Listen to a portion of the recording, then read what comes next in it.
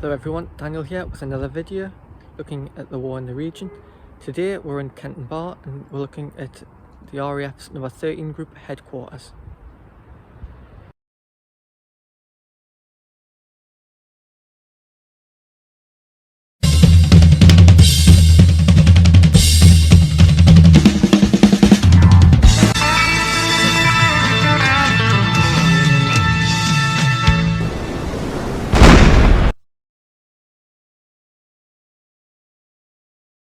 Number 13 Group of the RAF was first formed on the 1st of April 1918 within the Number 3 area. On the 8th of May 1918, 13 Group was transferred to the Midland area, and on the 18th of October 1919 was disbanded when it was incorporated into Number 3 Group. In 1936, the RAF underwent a reorganisation which led to the creation of RAF Fighter Command, Bomber Command and Coastal Command. As Fighter Command expanded prior to the outbreak of the Second World War, it was seen that a new group was needed in order to command the air defences of Scotland, Northern Ireland and the north of England. New developments in radar technology and the capabilities of new fighter aircraft, together with the changing nature of the threat posed by the modern bomber aircraft used by the Luftwaffe, meant that a comprehensive reorganisation was required. In a command network known as the Dowding system, Fighter Command was to be divided into 4 operational groups under the control of a central headquarters at Bentley Priory. Each group had its own geographical area of responsibility. There was 10 Group responsible for southwestern England and southern Wales, 11 Group responsible for southeastern England, 12 Group responsible for the Midlands, and 13 Group covering the north of England and Scotland. 13 Group was subsequently reformed on the 24th of July 1939 under the command of Air Vice Marshal Richard Saul. The reformed 13 Group needed a headquarters. The location of the headquarters for 13 Group was chosen many months before the group's formation on the 27th of September 1938 on a site at Kenton Bar. Initially, there was a temporary above-ground operations room which was brought into use by the 24th of July 1939 to coincide with the formation of the group. At this time, a permanent underground operations room was under construction. This was completed and was being fitted out by the 3rd of September 1939, becoming fully operational at 11:59 p.m. on the night of the 13th of March 1940. 13 Group scored its first victory on the 28th of October 1939 when Spitfires of 602 and 603 squadrons, based at Drem, East Lothian, shot down the first German bomber, a Henkel HE-111, over Britain. At the beginning of August 1940, as the Battle of Britain increased in intensity over southern England, the area controlled by 13 Group was changed, with the Dice and Wick sectors being transferred to the newly formed 14 Group with its headquarters at Inverness. 14 Group will subsequently be responsible for the defence of Scotland. On the 9th of August, 13 Group would be further reduced in size with the formation of 9 Group at Barton Hall, Preston, to command the defence of the western approaches, Liverpool, Manchester and Birmingham. The busiest day for 13 Group occurred on the 15th of August 1940. The 15th of August marked the 3rd day of the Luftwaffe's Adlerangriff, or Eagle attack, which attempted to sweep the RAF from the skies by attacking both the RAF and its defences. The 15th of August would prove to be the largest engagement of the Battle of Britain to date. The German assault had been launched on the 13th of August and was referred to by the Luftwaffe as Adlertag, and saw attacks on chain-home radar stations and the RAF's airfields. The Luftwaffe wanted to destroy the British early warning system, but their attacks lacked follow-up. In addition to this, the radar towers proved difficult to target, though some were temporarily put out of action and would be soon back up and running. On the afternoon of the 13th of August, Luftwaffe Spy and Dry attempted 485 bomber and 1,000 fighter sorties. Between the 13th and 15th of August, many raids were made by the Luftwaffe on airfields and aircraft factories in an attempt to cripple the RAF. As the battle raged, 13 Group provided fresh squadrons and pilots to the beleaguered 11 Group, whose squadrons were rotated north into the quieter 13 Group sector for rest and recuperation.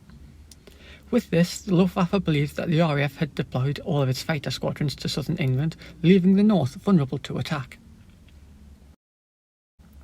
Subsequently, on the 15th of August, Luftwaffe FUMF or Air Fleet 5, based in Norway, were tasked with launching an assault against the north of England.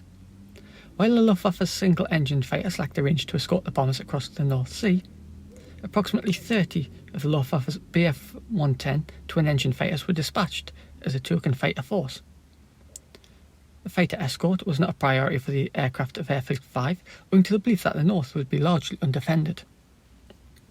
Shortly after midday, the approaching Luftwaffe FUMF raid was detected by chain home radar stations at Douglas Wood in Angus and Drone Hill, Berwickshire, 90 miles off the Firth of Forth. As the incoming aircraft approached Britain, it began to alter course south towards Tynemouth. The radar information was passed to the Fighter Command Filter Room and onto the 13 Group Operations Room at Kenton Bar. The information was also passed to Kenton's subordinate sector operations rooms at Turnhouse, Acklington, Usworth and Catterick, where members of the Women's Auxiliary Air Force plotted the raid on large map tables. The early detection of the raid gave 13 Group sufficient time to organise and set their defences. 72 and 79 squadrons were scrambled from Acklington to meet the raid off the Farne Islands and to attack the bombers as they made their way down the coast towards Tyneside, where it was engaged by the Royal Artillery's 7th Anti-Aircraft Division. Reversing course over Tyneside, the Luftwaffe bombers were engaged by the Hurricanes of 605 Squadron, which had been scrambled from Drem. By then, the raid had split, with some aircraft heading towards Sunderland, with the majority of aircraft having jettisoned their bombs in the North Sea, reversing course for Norway. The aircraft heading for Sunderland were engaged by 607 Squadron from Usworth and 41 Squadron from Catterick, which had been vectored into position by sector controllers.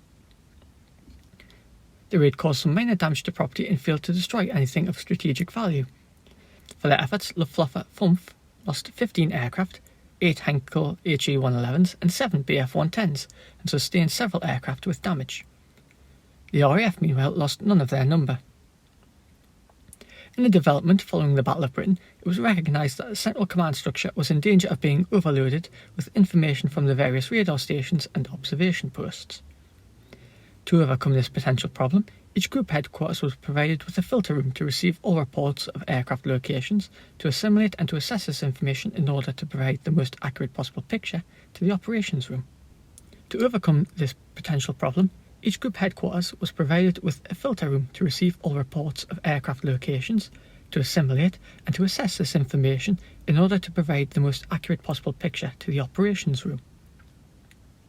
The filter room for Kenton Bar was built on a separate site in Blakelaw Quarry.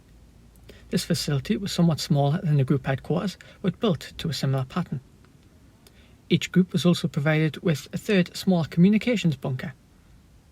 While the location of the Kenton Bar filter room is known, the location of the communications bunker is not known. Following the action on the 15th of August, the 13th Group headquarters at Kenton Bar was involved in operations to defend the northeast against Luftwaffe bombing raids, which continued throughout 1940 and into 1941. It was from the filter room and group headquarters that on the night of the 10th of May 1941, the Messerschmitt Bf-110, piloted by the Deputy Führer of the Third Reich, Rudolf Hess, was tracked as he approached the north of England from over the North Sea. Spitfires from Acklington, which were on patrol, were vectored to intercept Hess, who continued north to Scotland, where he bailed out in the vicinity of Dungarvel House, intending to try to negotiate a peace settlement between Britain and Germany with the Duke of Hamilton. By 1943, the air defence requirements for Britain had changed. The Luftwaffe posed less of a threat, its mass raids having ceased in May 1941. From May 1941, any Luftwaffe raids against Britain took the form of nuisance raids, while the RAF was joined by the US Army Air Force in conducting offensive operations over occupied Europe. 13 Group was subsequently amalgamated with 14 Group on the 15th of July 1943. In August, the headquarters of the group was moved from Kenton Bar to Inverness, with the Kenton Bar headquarters site being renamed RAF Blakelaw and becoming a sector operations room for the Catterick and Euston sectors of 12 Group. The Kenton Bar site was placed on the surplus list in 1947, and the land surrounding the operations room was used for offices by the Ministry of Agriculture, with a number of single-storey brick buildings being constructed for the purpose.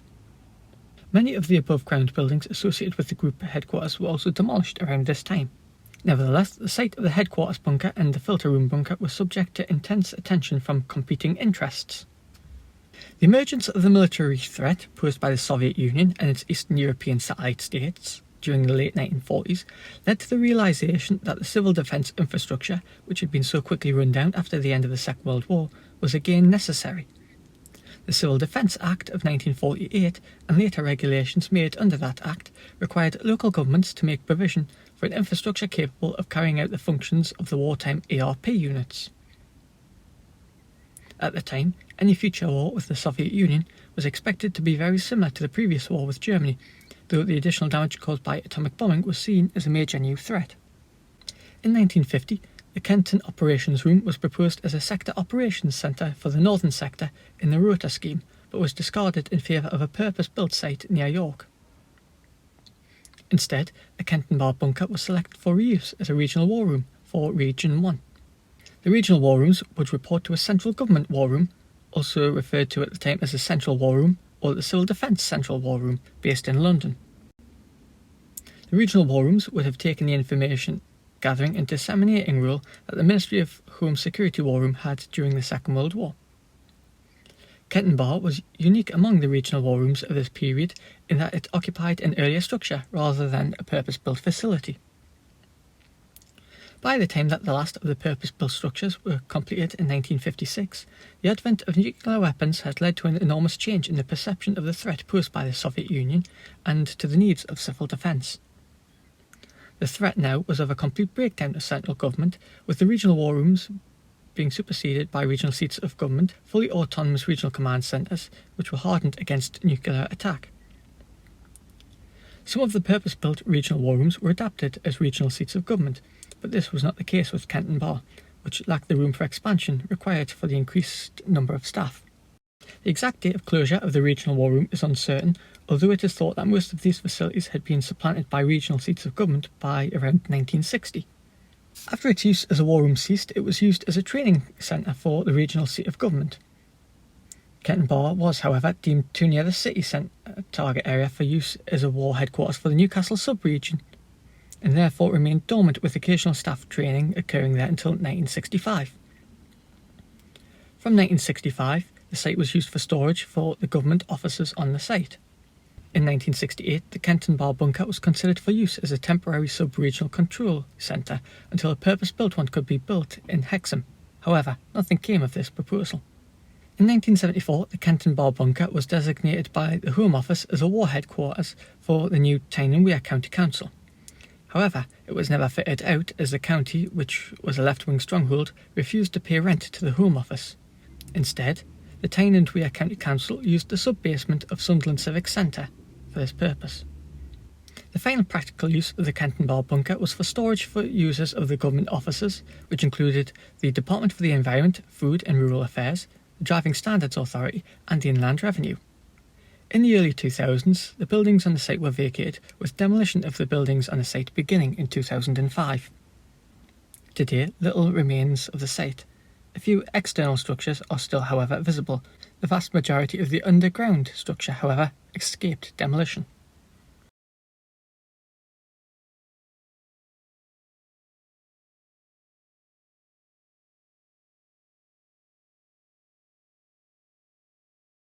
Quite a bit of the bunker still exists today, above ground.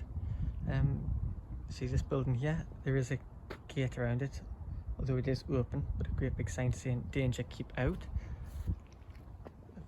Ventilation shafts. There is mounts up there for masts, which we'll have a little bit more of a look at in a second.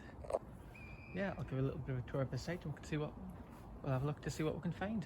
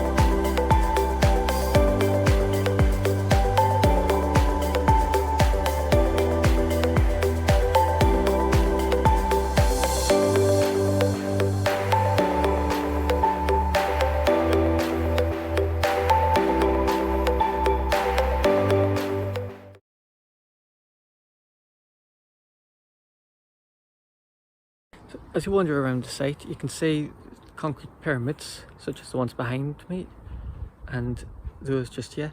So they would have been used to support radio masts on the site.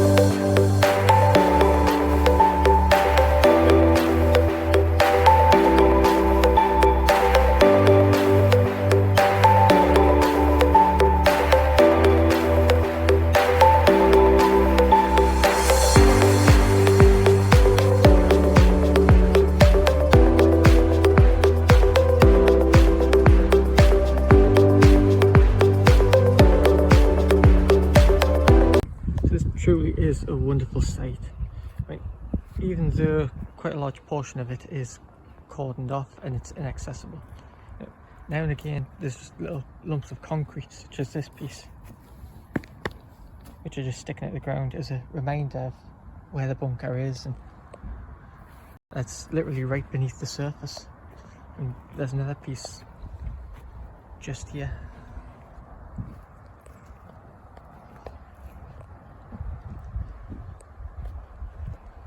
And in here you can see some of the concrete, also what looks to be top of some sort of a pipe or a shaft to collect water.